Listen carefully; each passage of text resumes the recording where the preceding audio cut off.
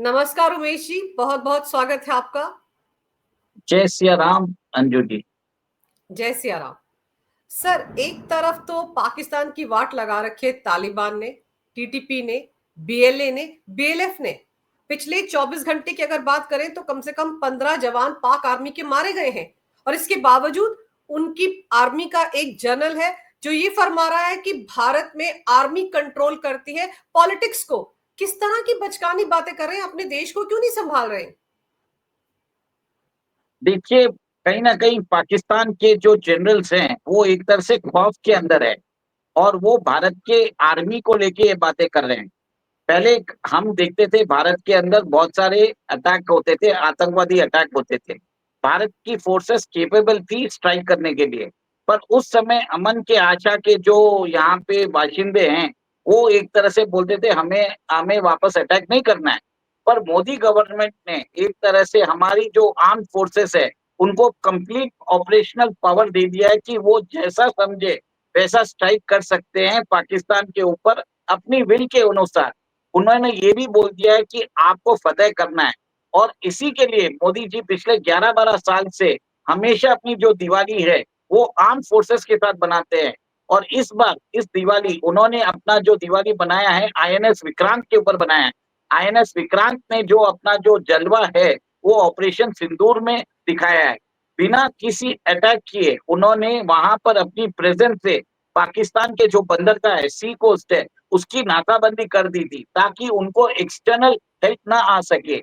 इतना घबराया हुआ था पाकिस्तान कि उन्होंने टर्की को बोला कि आप जल्दी से अपना एक वॉरशिप कराची बंदरगाह पे डॉक कर दीजिए ताकि इन केस अगर भारत अटैक करे और वो वॉरशिप अगर डैमेज हो जाए तो नेटो का आर्टिकल 5 जो क्लॉज है वो एक्टिवेट हो जाता। इसके लिए एक तरह से आप देखिए कि पाकिस्तान के जो जनरल से एक तरह से खौफ में है। और सेकंड देख लीजिए हमारे जो आर्मी चीफ है जनरल उपेंद्र द्विवेदी, उन्होंने भी बोला है कि ऑपरेशन सिंदूर जारी है।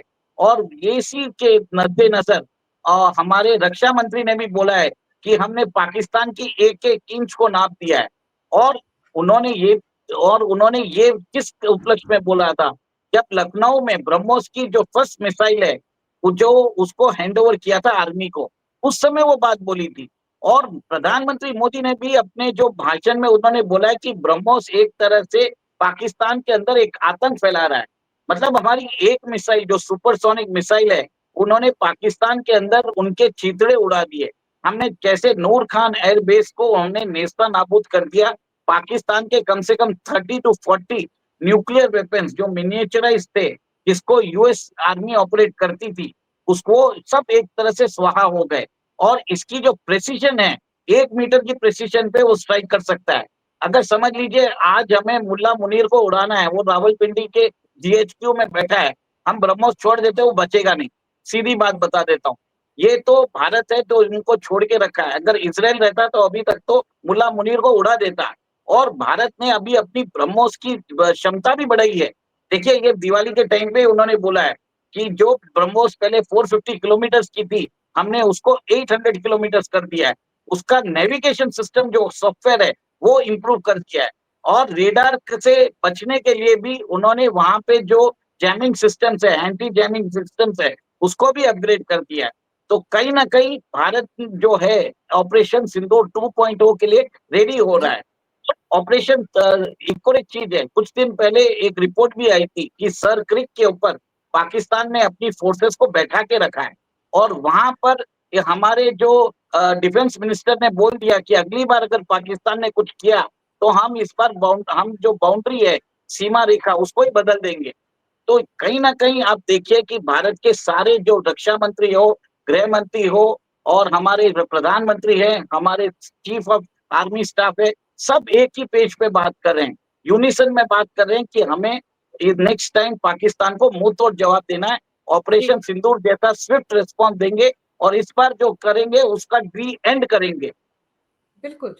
लेकिन एक चीज और है ना कि क्या ये जो पीएम मोदी ने बोला है आईएनएस विक्रांत पर खड़े होकर, उसकी वजह से पाकिस्तान हिल गया है, डर गया है?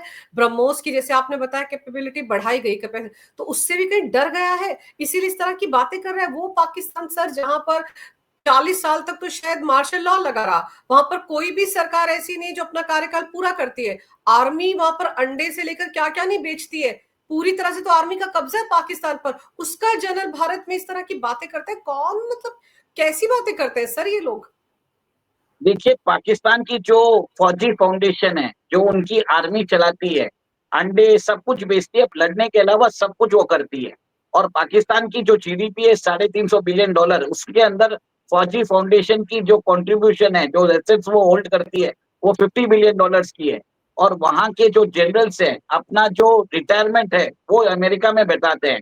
और ये भी देखिए कि जितनी बार हर रोज आप देखेंगे 15-20 पाकिस्तानी सोल्जर्स को मार दिया जाता है।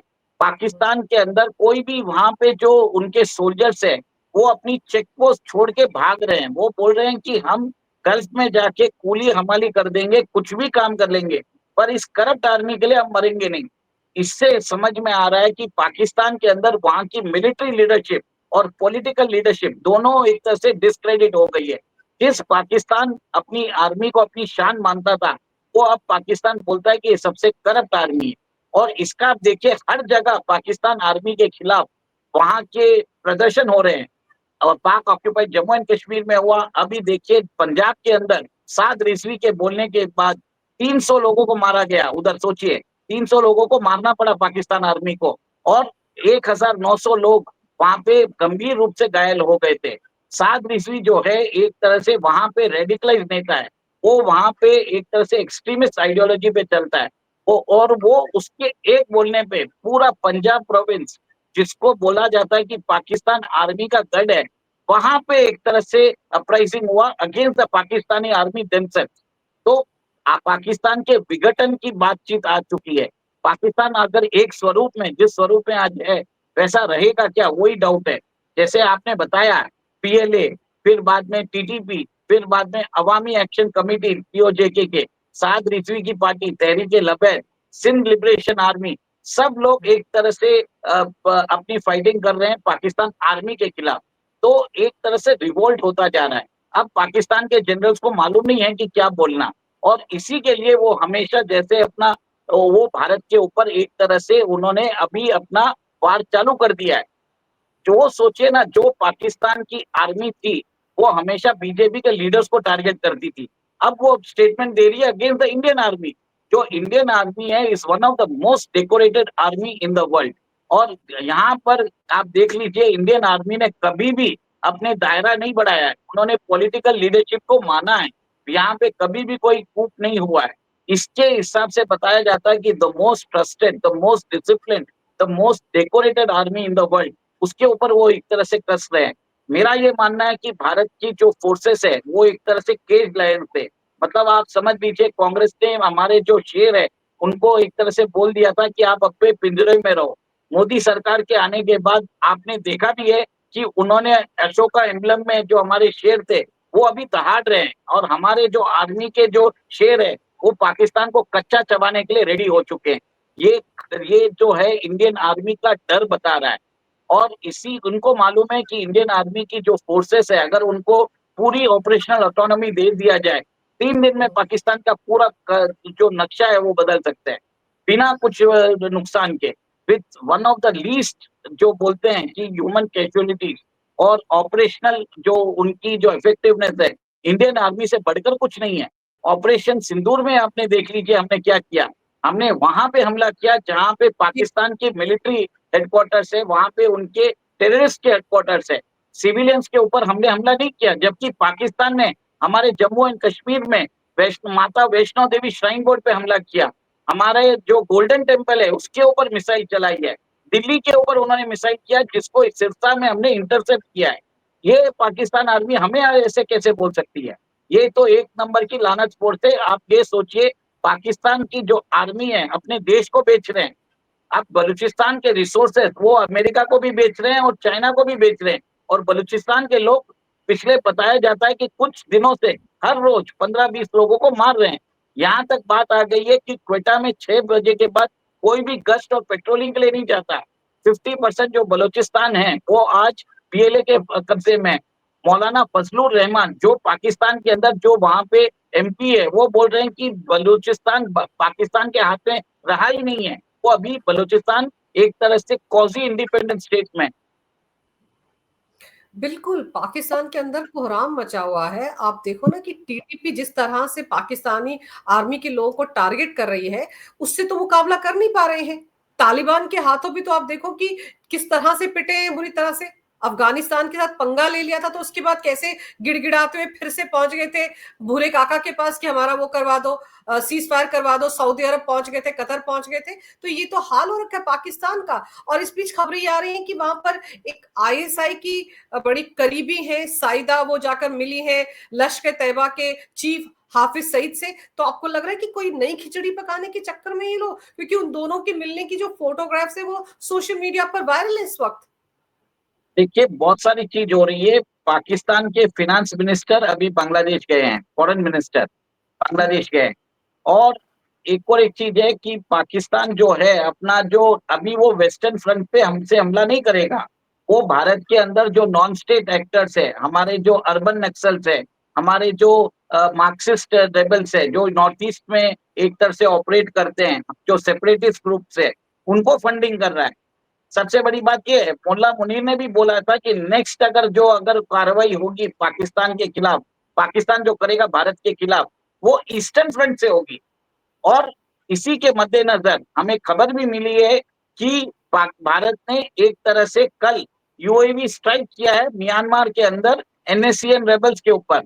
और वहां पे उनके एरिया कमांडर शहीद हो गए थे।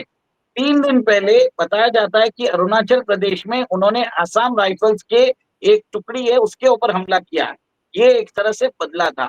और सेकेंड, भारत एक तरह से मैसेज देता जा रहा है कि म्यांमार के अंदर कि आप हमसे बच नहीं सकते, भले ये म्यांमार की धरती बनी हो, हम अपने यूएवी भेज के हम आपको भी उड़ा देंगे। और पिछले 4-5 महीने पहले भी भारत ने अल्फा के जो लीडर्स है उनको भी उड़ाया था वैसे। तो नॉर्थ ईस्ट में कोई भी टेररिस्ट एक्टिविटीज को बर्दाश्त नहीं कर रहा है भारत। और जितने भी लीडर्स है, जितने भी टेररिस्ट ग्रुप्स है ऑपरेट कर रहे हैं, उनको एलिमिनेट किया जा रहा है, मतलब पनपने से पहले ही खत्म किया जा रहा है। तो आपको लगता है कि पाकिस्तान के अंदर जो हालात हैं, एक तो मुल्ला मुनीर के खिलाफ लोग उठ खड़े हुए हैं, और जैसे वो तहरीक लब्बाक ने जिस तरह से आप याद करो कि इस्लामाबाद तक कूच किया था और कैसे उस पर गोलियां चलाई गई थी। तो पाकिस्तान आर्मी तालिबान से, अफगानिस्तान से तो लड़ नहीं पा रही, लेकिन अपने ही लोगों पर गोलियां चलाने में, अपने ही लोगों पर F-16 से बम फेंकने में माहिर हो चुकी है। देखिए, पाकिस्तान आर्मी जो है एक तरह से अपने आखिरी सांस गिन रही है। क्योंकि उनकी जो एयरफोर्स है, उन्होंने पश्तून एरिया में जाके, खैबर पख्तूनख्वा में जाके वहां पर बमबारी की, जिससे 30 से 50 बच्चे और महिलाएं मारे गए। उसके बाद आप ये देखिए कि तहरीके लबैद पार्टी ने जब कॉल किया, पूरे रावलपिंडी पंजाब के अंदर इंटरनेट शटडाउन करना पड़ा। वहां पे प्रॉब्लम्स क्रिएट हो गए थे, जनरल एडमिनिस्ट्रेशन नहीं कर पा रहे थे, पाकिस्तान के अंदर एक चक्का जाम हो गया था। और जो तहरीके लबैद पार्टी है वो पाकिस्तान की 4th लार्जेस्ट इलेक्टोरेट पार्टी है। जो एक चीज है, इमरान खान की जो पॉपुलैरिटी है वहां पे 60% है। The second most popular leader is Saad Rizvi. Saad Rizvi को 38% वोट मिलते हैं। अब ऐसा है कि इमरान खान की जो पार्टी है, उनके भी सपोर्टर जो हैं वो तहरीके लबैद के साथ मिल चुके हैं। और अगली बार जिस हिसाब से माहौल बन रहा है, तहरीके लबैद पार्टी अगर चुनाव होते हैं तो शायद साद रिजवी प्राइम मिनिस्टर भी बन सकते हैं। देखिए, सब लोग आज ये सोच रहे हैं कैसे पॉसिबल है, क्योंकि पाकिस्तान के अंदर जो 2 बड़ी पार्टीज है जो हिस्टोरिकली एक दूसरे के दुश्मन होते थे, शरीफ और भुट्टो फैमिली, वो आज साथ में मिलकर सरकार चला रहे हैं। और उनके जो पॉपुलर नेता हैं इमरान खान, उनको जेल में बंद कर दिया है। तो वहां पे एक लीडरशिप वैक्यूम भी है, लोगों को एक नया लीडर चाहिए। तो कहीं ना कहीं तहरीके लबैद पार्टी ने वहां पे अपना एक तरह से उन्होंने अपना जो मुकाम है बना लिया है। और आगे जाके आप ये देखेंगे कि पाकिस्तान के अंदर ये एक्सट्रीमिस्ट फोर्सेस अपनी आर्मी के अगेंस्ट हो जाएगी। क्योंकि जो आर्मी है, जो पाकिस्तान की आर्मी है, जो पाकिस्तान के जो चीफ है मुल्ला मुनीर, वो अब अमेरिका के बहुत फेवरेट पर्सन बन चुके हैं। इवन डोनाल्ड ट्रंप ने बोल भी दिया है कि मेरे फेवरेट फील्ड मार्शल को हाय बोलना। उन्होंने मुल्ला मुनीर के साथ शहबाज शरीफ की भी तारीफ की है। अब आप सोचिए, गाजा के जो अकॉर्ड है उसके ऊपर पाकिस्तान क्रेडिट लेना चाहता है, बट उनके ही देश में उनको इतना भारी प्रोटेस्ट उनको सहना पड़ा। जिस सऊदी के साथ वो बता रहे थे कि हमने एक तरह से strategic defence mutual agreement sign किया है, वो सऊदी अरेबिया ने भी बोल दिया था कि आप अपने दोनों अपने मसले शांति से सुलझाओ, आप अपने बॉर्डर्स को एक तरह से शांत करो। कतर ने भी यही बोला, चाइना ने भी यही बोला, क्योंकि कोई भी जो नेशन है, कोई भी मुल्क है, वो तालिबान से डायरेक्टली लड़ नहीं सकता, क्योंकि तालिबान के जो लड़ाके हैं वो एक तरह से जन्मजात उनको मालूम है कि उनको हथियार उन्होंने लड़ा है, 40 या 50 साल से बहुत लड़ा है, तो वो एक तरह से ट्रेन फोर्स है।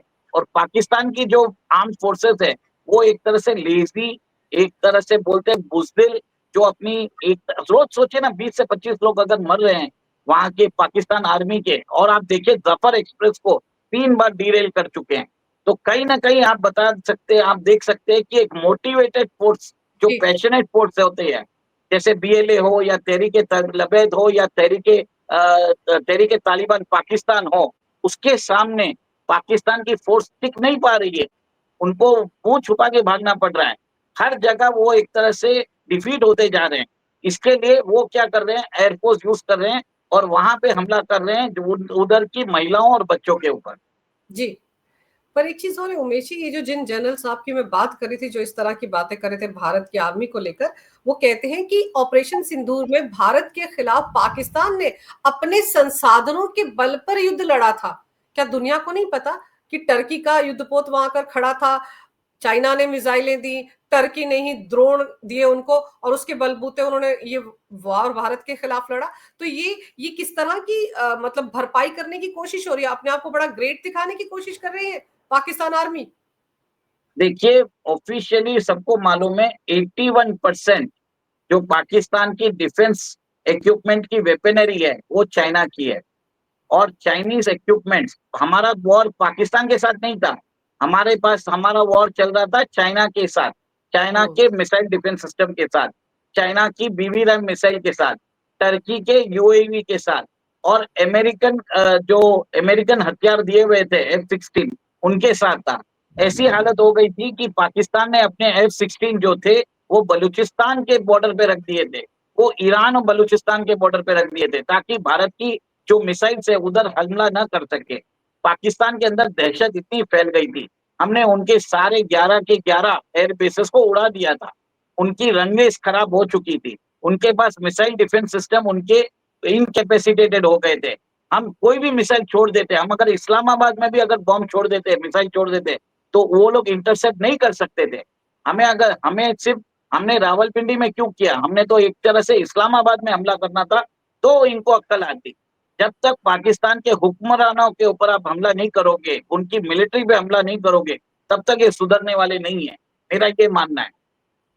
सर ये सुधरने वाले नहीं है। आईएसआई की ऑफिशियल की क्या जरूरत थी कि वो जाकर हाफिज सईद से मिलती, तस्वीरें वायरल करवाने के पीछे की भी क्या रणनीति है। आप किससे मिले हैं और वहां पर तस्वीरें खींची जाती, फिर आप उनको वायरल भी करवाते सोशल मीडिया पर। ये भी तो पाकिस्तान का एक प्रोपेगेंडा हो सकता है ना, भारत को दिखाने का कि देखिए आईएसआई और आतंकवादी एक साथ है। इस मुद्दे पर भी तो बेनकाब हो रहा है पाकिस्तान। देखिए, जब उनके जनाजे पे आपने देखा था कि कैसे पूरी पाकिस्तान मिलिट्री उनके जनाजे पे, सारे टेररिस्ट के जनाजे पे गई है, तो आप समझ जाना चाहिए कि जितने भी हाफिज सईद जो भी है, ये पाकिस्तान आर्मी का एक तरह से ऑक्सिलरी फोर्स है, मतलब एक सपोर्ट कर रहा है पाकिस्तान का लार्जर ऑब्जेक्टिव, जिसमें है कि भारत को बर्बाद करने का, कि गजवाए हिंद करना चाहते हैं। सिंपल सी बात है, और पाकिस्तान का एक ही चीज है, एक ही इलाज है, पाकिस्तान का तहस नहस करना। और अगली बार अगर कुछ होता है तो मुझे ये लगता है कि हमने जो 1971 में गलती की थी वो नहीं करनी चाहिए। हम जब भी डिसिसिव विक्ट्री करते हैं तो इस बार हमको पीओजेके को हमको ले लेना चाहिए, और हमारा जो बॉर्डर है वो हमको अफगानिस्तान के साथ हमें एक तरह से कनेक्ट करना चाहिए। गिलगित बल्तिस्तान और पीओजेके हमारा है, हमें उसको लेना जरूरी है। ये एक तरह से बाउंड्री जो है उसको चेंज करना जरूरी है, सिंपल सी बात है। और ये बात मेरे ख्याल से हमारे प्रधानमंत्री ने भी बोल दिया है, गृह मंत्री ने भी बोल दिया है, राजनाथ सिंह ने भी बोल दिया है, सीडीएस ने भी बोल दिया है, हमारे आर्मी चीफ ने भी बोल दिया है। सब लोगों का एक ही राय है, एक ही चीज है कि नेक्स्ट टाइम अगर पाकिस्तान कुछ करता है तो हम पीओजे भी ले लेंगे। तो कहीं ना कहीं इस डर से पाकिस्तान के अंदर एक तरह से खौफ हो चुका है। वो डर रहे हैं कि भारत के अंदर आतंकवादी हमला करेंगे तो भारत का रिस्पॉन्स कैसे होगा। सेकंड, भारत अपनी जो मिसाइल टेस्टिंग है उसकी भी रेंज बढ़ाता जा रहा है। अभी जो बात आ रही है कि भारत शायद अपनी अग्नि 6 जो इंटर कॉन्टिनेंटल बैलिस्टिक मिसाइल है विथ MIRV टेक्नोलॉजी, उसको टेस्ट कर सकता है। इसके लिए पिछले दिनों जो चाइनीज युद्धपोत था और अमेरिकन युद्धपोत, वो उन्होंने बे ऑफ बंगाल में और अरेबियन सी में डॉक करके बैठे थे। तो भारत ने इमीडिएटली अपनी मिसाइल टेस्टिंग कैंसिल करके फ्यूचर डेट में कर दी है। तो एक तरह से मैसेज दिया जा रहा है कि आप भारत के खिलाफ अगर आपने कुछ किया तो हम अपनी सैन्य शक्ति बढ़ाएंगे और उसको जल्दी अपग्रेड करेंगे। क्योंकि जितनी जल्दी पाकिस्तान अपना जो कैपेसिटी बढ़ाता है कि कुछ भी एक्टिविटी करता है आतंकवाद फैलाने की, भारत उसका मैचिंग रिस्पॉन्स दे रहा है। हर जगह हम अपने जो हम कमांडो ट्रेनिंग कर रहे हैं। हम अपना जो S-400 सिस्टम है उधर उसकी तैनाती कर रहे हैं। फिर बाद में हमने अपने ईस्टर्न कमांड में रफाल की भी जो एक स्क्वाड्रन है उधर रखी है। तो कहीं ना जी। कहीं भारत अपनी भूमि को डिफेंड करने के लिए तैयार है।